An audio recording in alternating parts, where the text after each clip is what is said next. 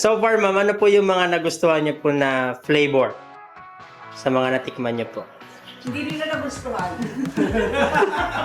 Ano, butas po ba? Ayaw nila. Hindi na po, natapon sa tiyan.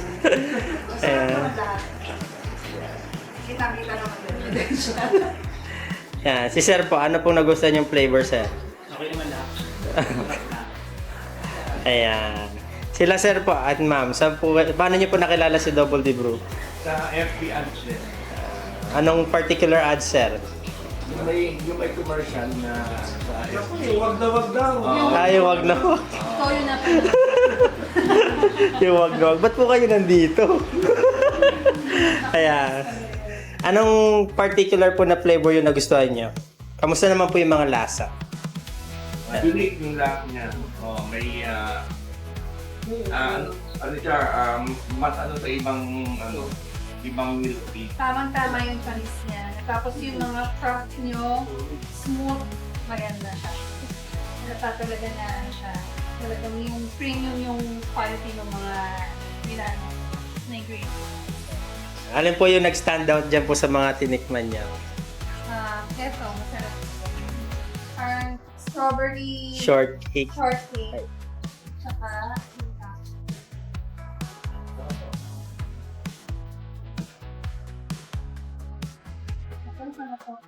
Fresh vanilla yata.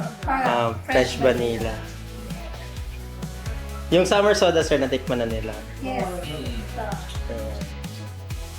Ayan. Unique Okay. yung mga Yung mga flavor. Ano po sa tingin niyo yung advantage ng mga product natin sa competitors or sa market po? Price yun.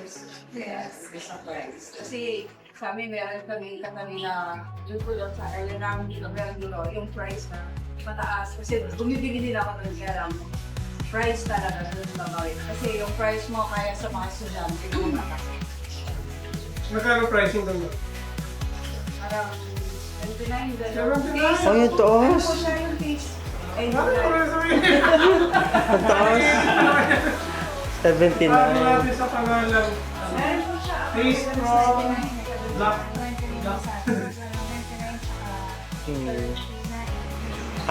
Si Bigote po ba yan? Si Bigote. 29.39. 29.39. Oh.